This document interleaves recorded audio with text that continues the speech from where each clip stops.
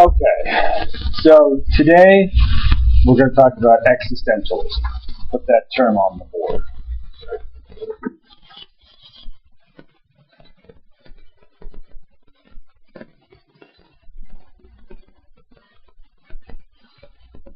Existentialism.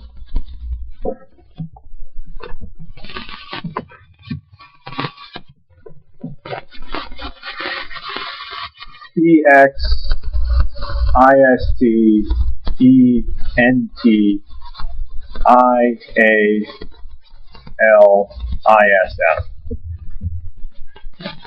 Spelling is tough sometimes. All right, anyway. What we want to look at with existentialism is how the existentialists answer this question: who am I? What does it mean to be human? What are humans really like? Again, the same questions that we were looking at previously. 2 days ago, we saw how the Buddhists and the Hindus responded to those questions. Yesterday, we looked at how we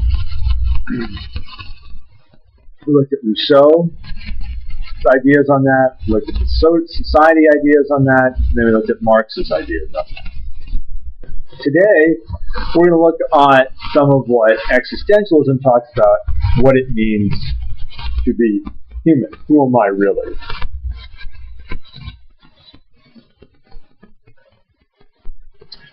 Okay. So let's start with the very important distinction in existentialism, which concerns the difference between a being in itself versus a being for itself. And I'll write this on the board.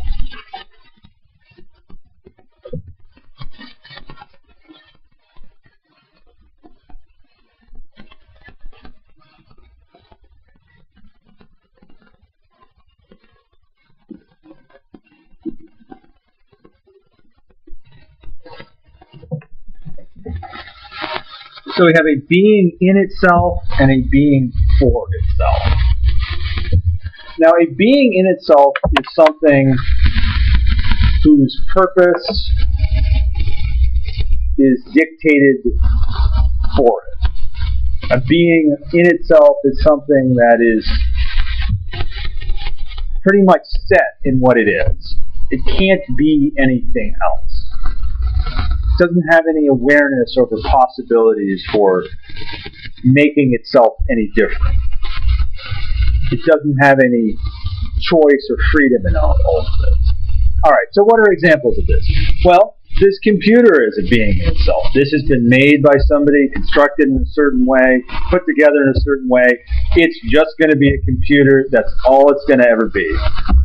Whiteboard is the same way, this marker is the same way, the eraser is the same way. All of these are examples of things that are being in itself. But I just want to be clear. Existentialism also thinks that other things, like a rock, for example, or a mountain, are being in itself, okay? They are what they are, and they'll never be anything different. The mountain is not going to become a tree. The tree is not going to become a mountain. They're not going to say one day, you know what, I have an idea. I have a 10-year plan. In 10 years, I'm going to become something different, okay? No. They're stuck and set, absolutely speaking, in being what they are and being that only, right? A tree will always be a tree until it dies. A rock will be a rock until it disintegrates. There's nothing they can do about it. There's no awareness of other possibilities. They have no ability to move outside of that mode of existence. They're stuck in being that one thing.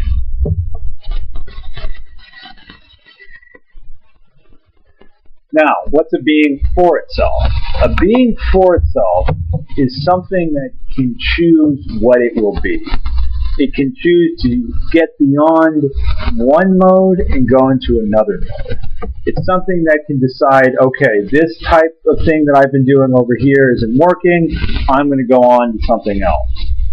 A being for itself has an awareness of different possibilities, has an awareness of different ways that it could exist, and has the freedom and the ability to choose to follow through with that awareness. Okay? So, for example, a being for itself would be a person who thinks, okay, I'm tired of being a doctor. You know what I really want to be? I want to be a world traveler. That's just it. Or I want to be a monk. All right? I want to change who I am in this deep way. I'm not stuck. Remember, the being in itself can't change to something else. It can't even be aware of anything else into which it could change. However, the being for itself can be aware. This doctor can say, you know what? Well, look at that. That's an option for me. I could be a monk. All right? And likewise, it has the ability to follow through with that choice, to carry it out, and to stand by it, and to change itself from being A into being B. Okay? So this being for itself is a person with freedom, awareness, and responsibility. All right? I'll put those terms on the board because they're very, very important. Freedom,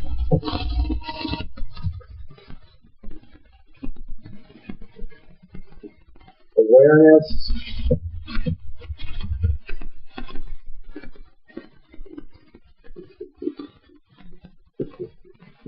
and responsibility. Freedom, awareness, responsibility.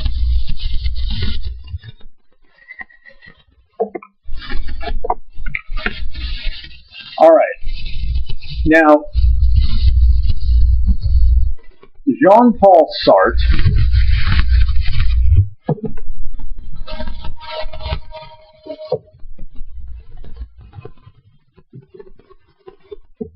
there's his name, Jean-Paul S-A-R-T-R-E. Jean-Paul Sartre was an existentialist, and he was the one who came up with this distinction between the being in itself and the being for itself. Right? So right now we're focused on Jean-Paul Sartre's ideas of existentialism. Now Sartre said that people are beings for themselves. We are beings for itself. And he said that he came up with a very famous quote, okay? He said the following.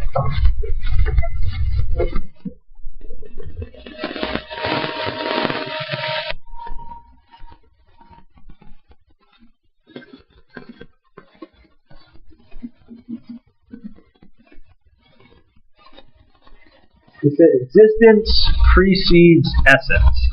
Existence precedes essence. You might be wondering, what the heck does that mean? What is he getting at? Well, let's go through it. For Sartre, to exist meant to be free, responsible, and aware. Okay? Sartre said that human beings are fated to be free. What that means is that we necessarily always have the ability to think about options and to choose certain options and to follow through with that choice.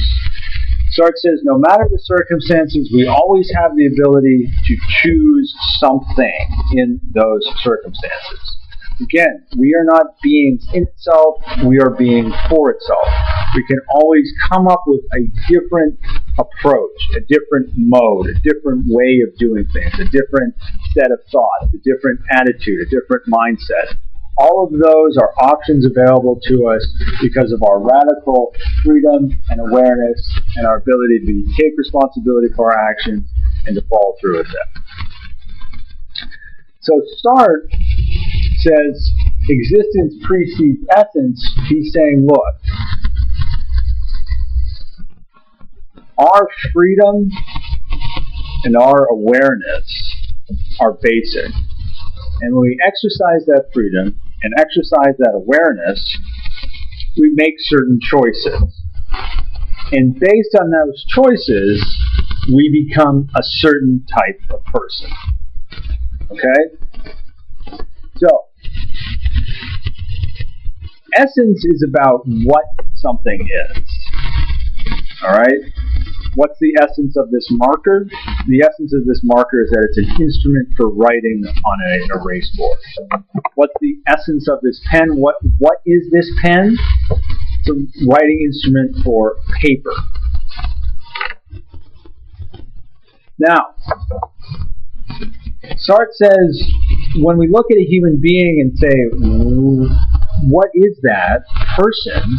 You might think, oh, well, he's a doctor. He's a nice guy. She's a mother.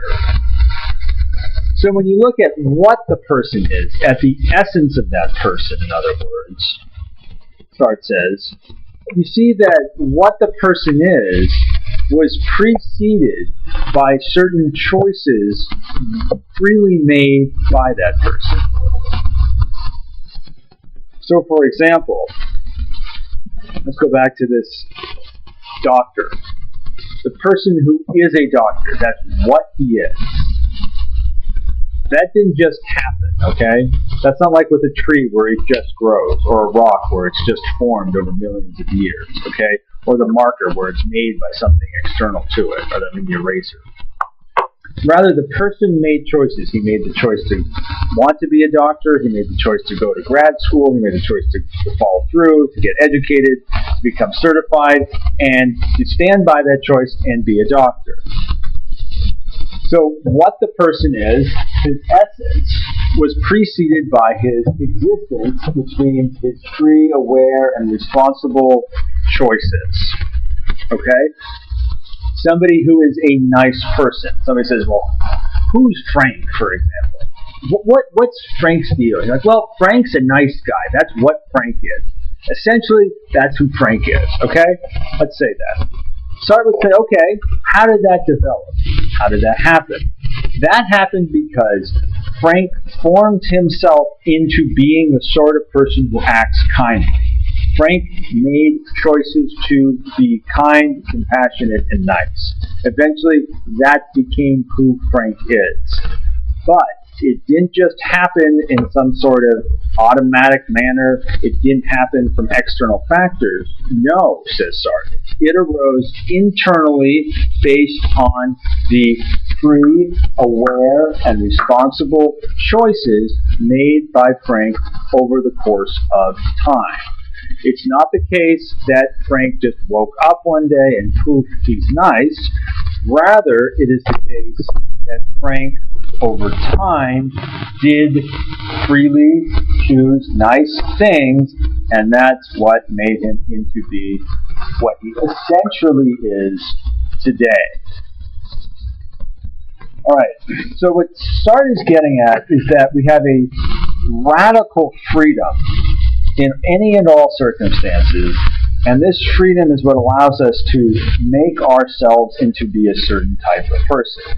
What kind of person we are, our essence, hinges on the choices we have made, and those choices arise from our freedom and our awareness and taking responsibility for that.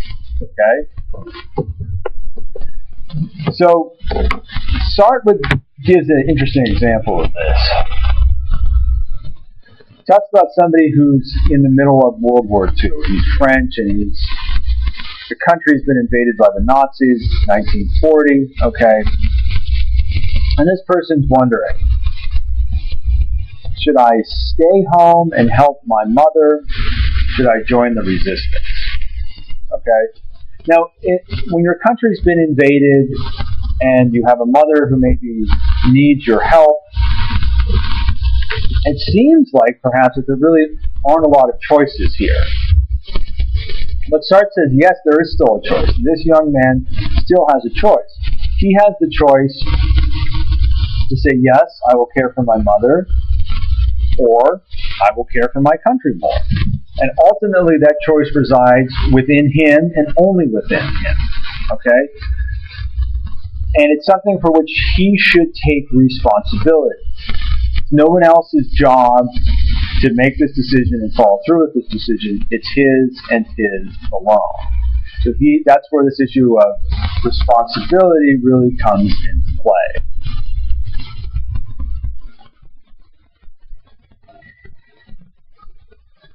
Okay. Now, there's another issue I want to kind of clarify. We talked earlier about a being in itself and a being for itself. And we looked a lot at how the being for itself has freedom, awareness, responsibility, and that existence precedes essence. Okay. Now,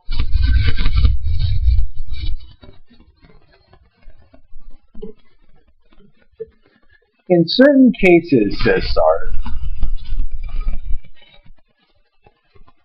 a being for itself can act as if it's a being in itself. And likewise, a being in itself can act as if it's a being for itself. And this is what Sartre terms as bad faith. Bad faith. Now,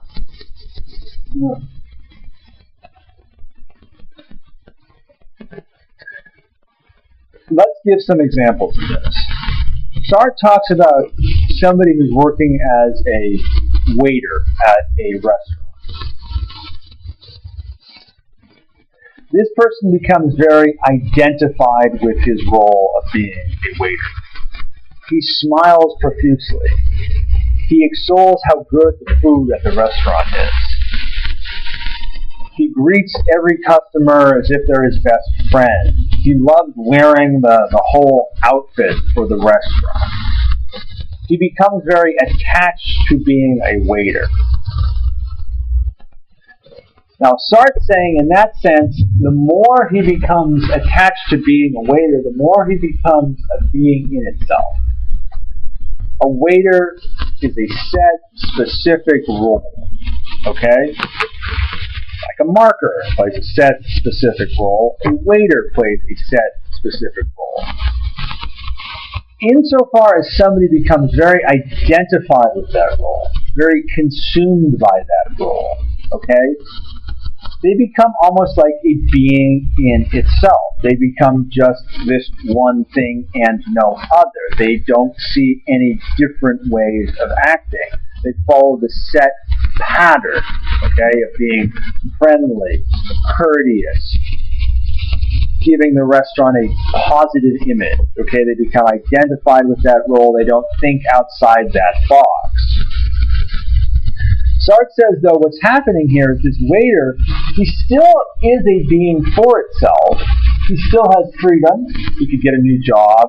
He still has awareness. He can think, even if he can think of new jobs, or he can think of other ways to do his job. He still has responsibility. Okay, he can still take ownership for his job and for how he thinks about it. But rather, Sartre says, the problem is this young man has now gotten confused. Instead of thinking of himself as a being for itself, with freedom, awareness, and responsibility, he's now thought of himself just as a waiter, a being in itself. Okay, he's become totally trapped in that role that's become set for him, and he's forgotten about being for itself. There's a confusion, okay?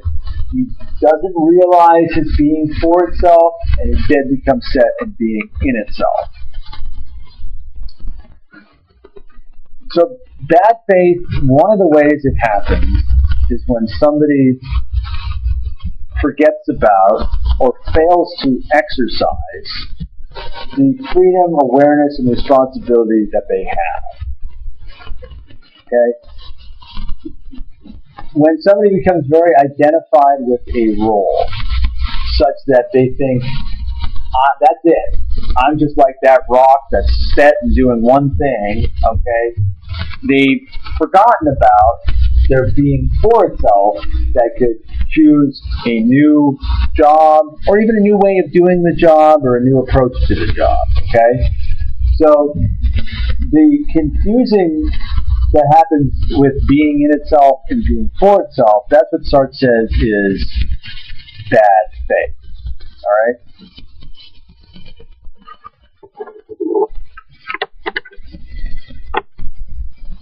Okay, now, I think we should move on from Sartre to another philosopher, but I just want to make sure all the terms here are clear. Okay, we're talking about existentialism. We're talking about Jean-Paul Sartre and his distinction between the being in itself and the being for itself.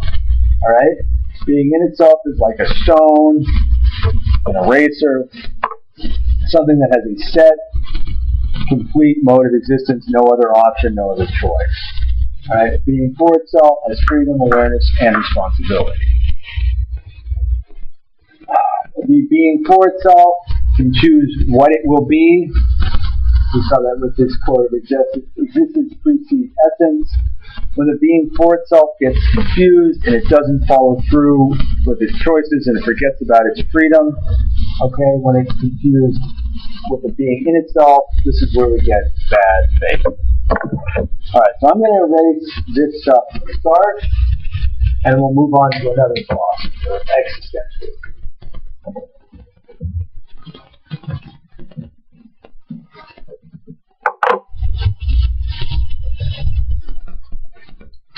Okay, so the next philosopher of existentialism we're going to look at is a guy named Martin Heidegger.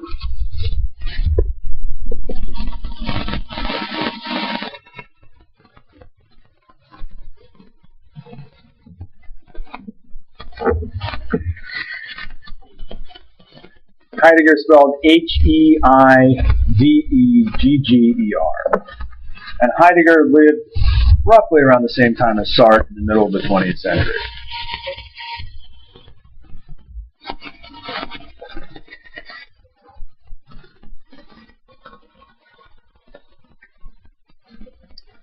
Okay, so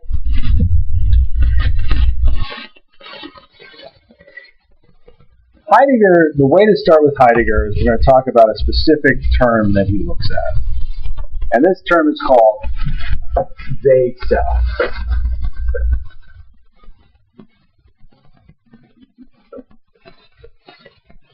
They self. They hyphen self. Alright, now what is they self? Well, they self talks about how human beings often end up acting just like everyone else. I'd say, think about the situation that happens when people ride the metro. Most people either plug into their phones or some other device and look down at the ground, avoid eye contact, and sort of zone out. And that's just what anyone would do in that situation. That's what sort of everyone is expected to do. Now, when Heidegger says when we act as anyone else would do, when we're doing something just as everyone else would do it, we're acting as the they self. We're doing what they do. We're just behaving normally in that sense, okay?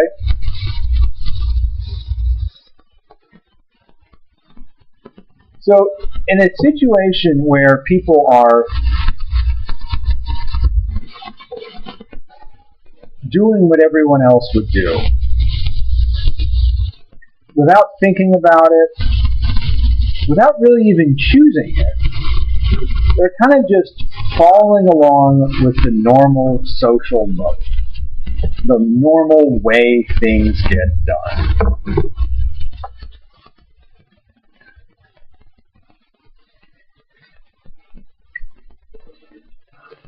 You can think about a situation also where in a group of people, say at a baseball game or something, most people pay attention to the game, they cheer when runs are scored, they act along with the crowd, they get moved by the crowd. That's a situation that Heidegger says where we're acting pretty much as the they self. We're doing what's normally done by anyone in this situation. So if you took the average, what would the average person do here? When we're following what the average person would do, we're following the they self. So if the average person on the metro is just going to look down at the ground and plug in, that's what we're going to do. If the average person goes to college and gets a job, if that's what the average person does, and somebody follows that kind of without thinking, without reflecting, they're just going along with that flow, they're just behaving as normally, they're doing what the average person would do, that's, Heidegger says, that's when we're acting as the they self. Okay?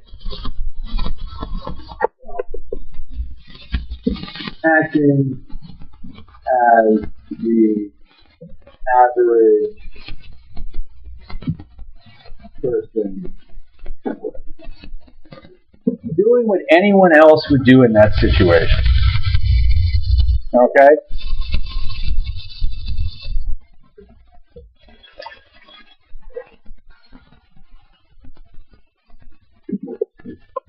Here's another example. You know, often there's people who are asking for money around the streets of DC, and most of the time we act as anyone else would. We avoid them. We ignore them. It's awkward, they smell weird, they make us feel uncomfortable, they make us feel guilty. So we act as the average person would. Just walk by and ignore them. Okay? Now Heidegger's not saying this is ethically bad or anything like that. What he's getting at is the fact that we behave as would the normal average person. We do what everyone else would do in the situation. Okay? So when we're doing that, Heidegger says we exist as the they self. However, Heidegger says that as we do this, as we follow the norms, as we follow the crowd, as we're doing what the average person would do, we haven't ever really chosen any of this, okay? We're just sort of doing it by instinct. We're doing it because it's a default mode. We're doing it because we feel the social pressure to do it. It just sort of happens. We don't pause. We don't think deeply about it.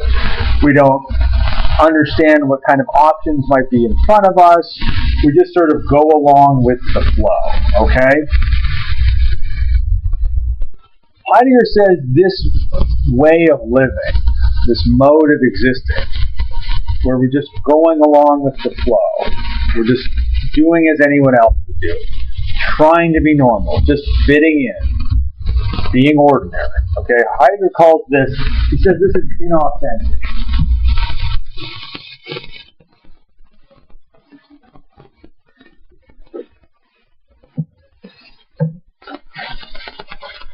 Alright, now let's just analyze this for a second.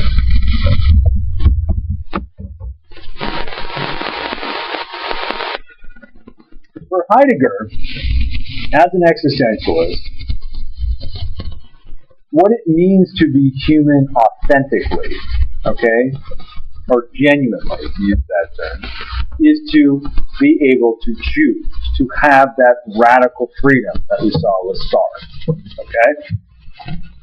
So, and authentically speaking, humans have this deep freedom and are called to exercise that freedom, to use that freedom, to make free choices.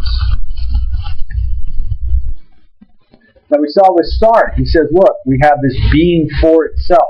We can choose, existence precedes essence. We can choose what we will be. Heidegger is saying, look, when we don't use that choice, when we just sort of go with the flow and act as the average person would and sort of fit in and do this they-self kind of routine, we are not following that authentic inner freedom that we have, and therefore we are being inauthentic. We aren't being genuine or true to that freedom that we have within us. We're failing in that regard. Okay? So we saw with Sartre, he talked about bad faith. Heidegger is similar when he's talking about inauthenticity, about being inauthentic.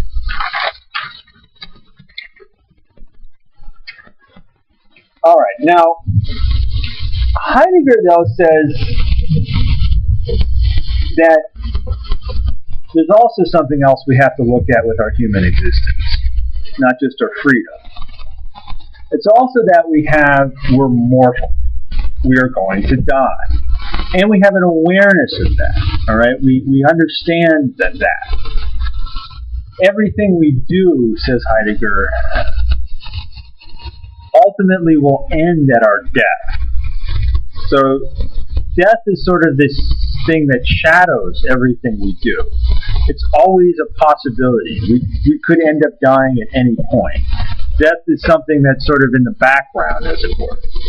So Heidegger terms this being toward death.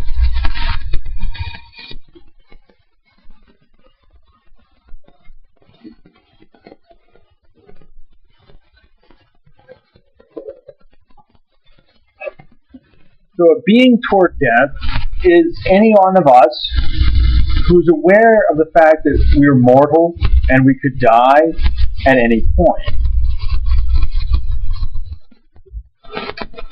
Now, let's look at this a little bit more deeply. Heidegger says there's a big difference between saying everyone dies versus saying I will die. When I say everyone dies, it's sort of a generalized statement. It doesn't have particular significance, particular weight, or particular meaning. When I say I will die, it means me, this person, okay? Everything I want, everything I plan for could come to an end. All the work that I have done, everything I've tried to be, could just be wiped out. Okay? I might run out of time before I'm able to accomplish everything I wanted to in my life. I might die still being guilty of some grave sin. I may die still being separated from my family. I may die still not having achieved great life work. There's a lot more anxiety, pressure, weightiness that surrounds saying I will die versus saying everyone dies. Everyone dies is just a general statement. It's a fact, whatever. I will die is a particular, unique event. It's something that touches me and only me. So Heidegger is saying when we recognize our own individual, particular, unique being toward death, when we recognize that we ourselves will die and we think about that and we reflect on it, okay, he says this kind of jogs our mind and we're like, wait a minute, wait a second. Do I just want to exist like everybody else? Do I want to do as anybody else would do? Do I want to live inauthentically? Or do I actually want to choose the manner in which I live? Do I want to deeply and from a very strong inner place within me decide what kind of person I will be and what I accomplish in my life? Do I want to write my own life story, or do I want that life story to be written by sort of the society and what everyone else is doing around me? Okay? So Sartre is saying that when I wrestle with my mortality, when I struggle with the fact that it's my life on the line and I will die, we begin to realize now is the time for me to actually take responsibility for my life, to be genuinely and deeply the author of my own existence, to live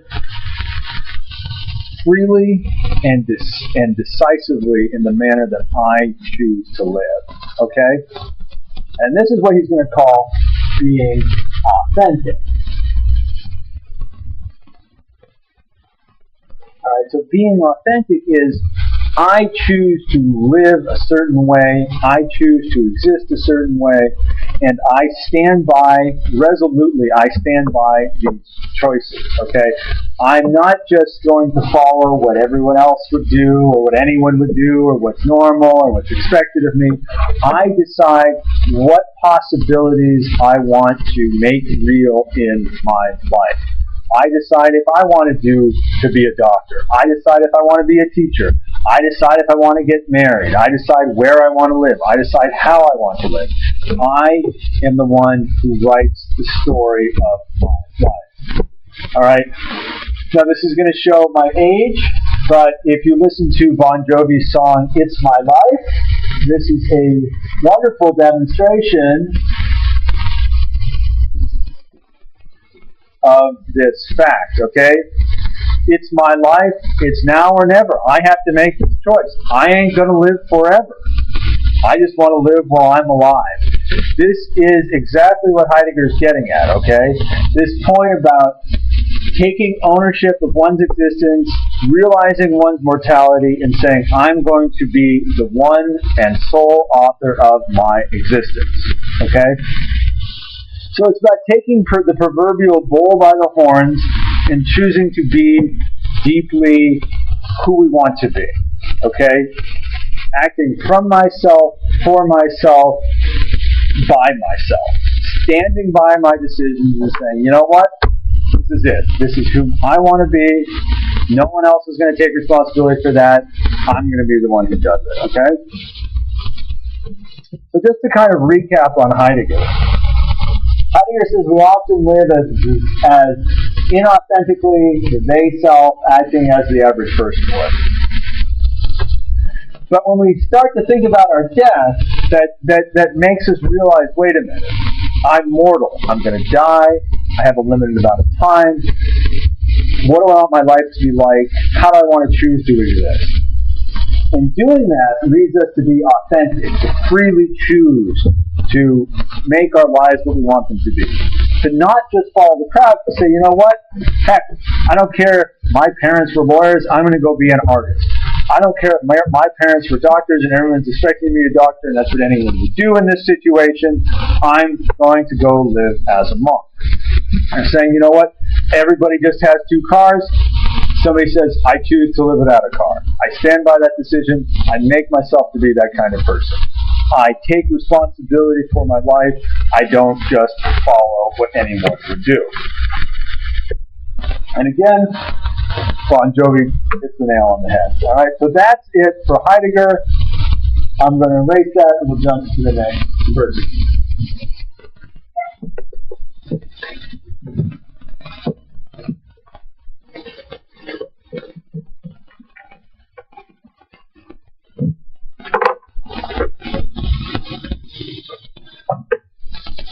Okay, so the next person we're going to look at is a guy named Friedrich Nietzsche.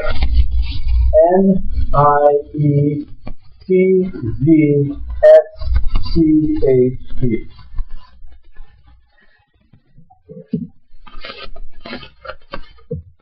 So Friedrich Nietzsche was an existentialist who lived in the 1800s, a little bit before Sartre and Heidegger.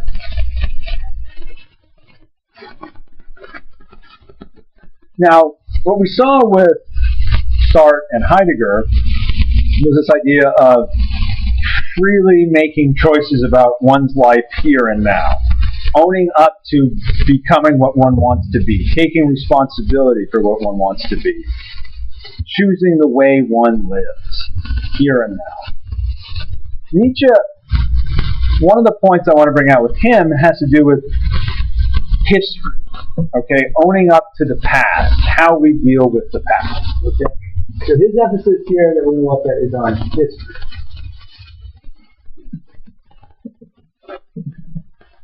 Now,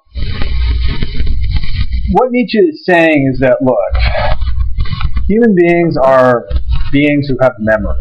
We are aware of our past. We recall stuff that happened, and we can't really do anything different. We can't just take a drug and then be like, oh, I forget everything, okay? We're stuck with having memories, having a history, having a sense of the past. But Nietzsche says we still have freedom and we still have power to do something about that, okay? So Nietzsche says there's 3 ways we can approach history and use these ways to help us to choose our lives better and more fully in the present, okay? So he's saying we can use our history to serve our lives now so that we choose to live more fully and in a more flourishing manner. So the first approach he talks about is what's called the antiquarian.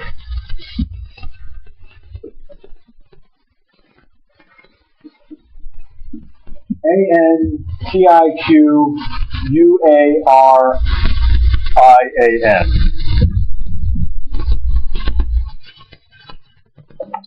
Now, in the antiquarian approach to history,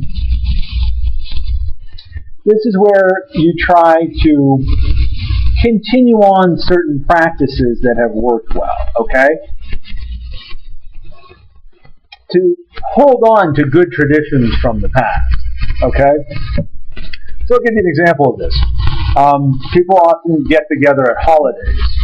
And for most of us, this is actually an important and meaningful thing to do, all right? It's a good thing that helps us to live more. We feel positive about it. We think this is a really essential part of our lives. And from the antiquarian perspective, it's saying, look, hold on to that tradition of everyone getting together on the holidays, because it will serve your life here and now, okay?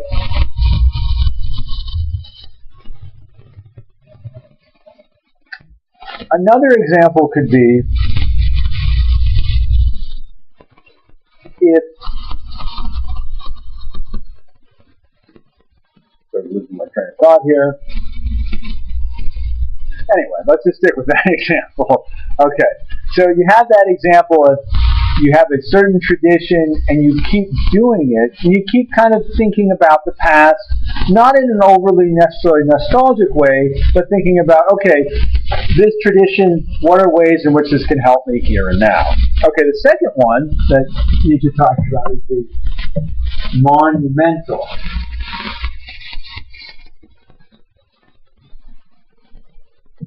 All right, the monumental approach is to look at the important and leading events and figures from the past and use that as inspiration for the present, okay? So, for example, if I look back and I take as a model of somebody to follow, somebody like Abraham Lincoln, I might be inspired to be very hardworking and ambitious and also have a huge degree of moral integrity, all right? So this is a case where you look at, or I might look at my own past and say, okay, what were things in my past that are very important to me, and how can I make present in here and now something similar? How can I do something similar here and now? Okay, or maybe I'll look back at an important event from my life, a significant event from my life, and realize, okay, this is the sort of thing where I acted in this way, and it's important for me to follow those types of characteristics again, to have those same sort of features in my life again, to be that sort of person again. That person achieved something monumental, I want to be like that again. Okay, so it's this case where you get an inspiration either from the collective past of a country or something, or your own individual past, and you use that inspiration to help you live more fully and more decisively in the present, okay? Now the third one is what he calls the critical.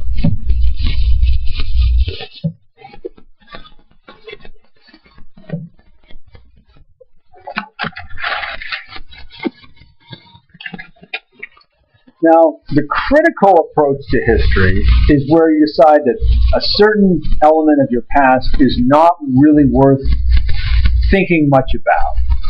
It's not worth dwelling. You don't give it too much thought, okay? Suppose you did something really bad in the past and you keep feeling guilty over it, but that guilt doesn't help you live more fully now. It doesn't help you choose to be a better person. It just sort of weighs you down. It's like a weight on your shoulders, dragging it around with you. It doesn't go anywhere. Well, the critical approach says, cut it off. Cut off the weight. Cut off the guilt. Don't dwell on it. Remove yourself from it and focus your attention away from the past, which is hurting your present, to the present, and see what are ways I can live better, more fully, more decisively here and now. Okay? So one way of thinking about this is a quote from a very good friend of mine that says, you can't change the facts of history, but you can change their meaning. Okay? So yes, we have to think about the past. We have memories of the past. The past happened. It's over. It's done. But then, what do we do with those memories? What sort of new meaning can we give to those memories? What new interpretations can we give that help us to use that information from the past to live better in the present? Okay? So, what Nietzsche is getting at is similar to Heidegger and similar to Sartre. Sartre and Heidegger were saying, how do we freely take responsibility for choosing our best lives here and now? Nietzsche is saying, how do we take responsibility for what we've done in the past, or what's happened in the past, and use that to help us live well here and now? Okay?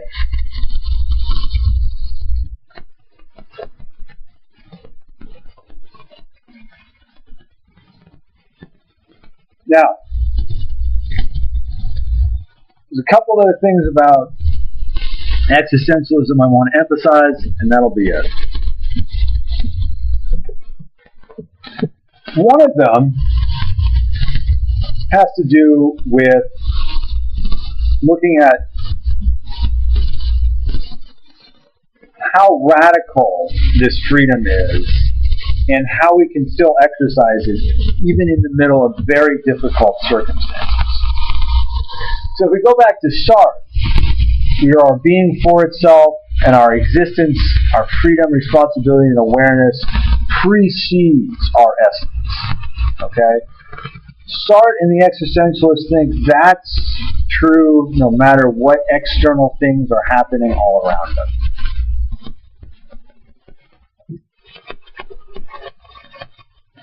Let's look at a couple of examples of this, okay? So, Nelson Mandela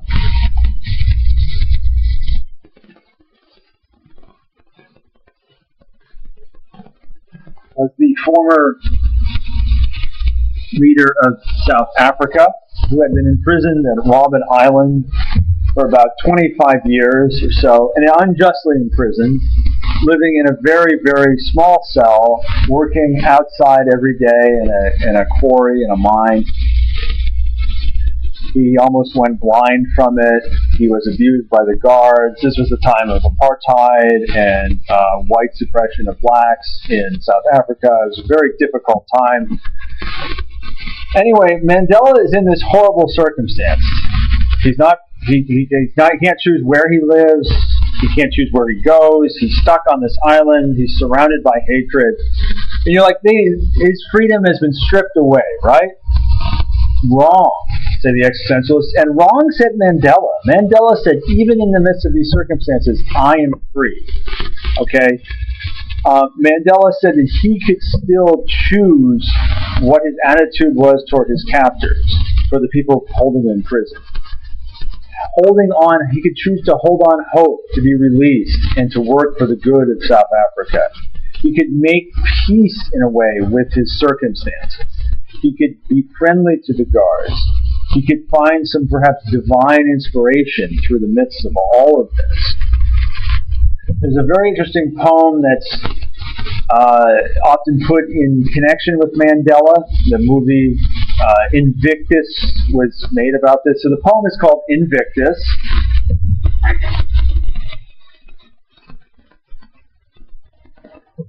Invictus. And Invictus is a poem that's written in the 1800s by a man that had become paralyzed and had a very difficult life. But there's a wonderful set of lines at the end where the author says, "It matters not how straight the gate, how charged with punishment the scroll. I am the master of my fate. I am the captain of my soul. I am the master of my fate. It's very existential. Okay, I am the master of my fate. I can choose what I put into my soul, what I think about, what I reflect on, what I read, how I pray.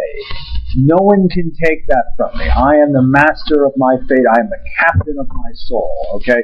No matter what else is going on externally, in my mind, in my awareness, and in my soul, in my psyche, whatever, I can still decide how I think, what I think about, choose my attitude. Okay? So Mandela could live in the midst of these very, very, very difficult circumstances. He could have all of this hatred and apartheid going on around him. And when he was released from Robben Island in the early 90s, after 25 years of unjust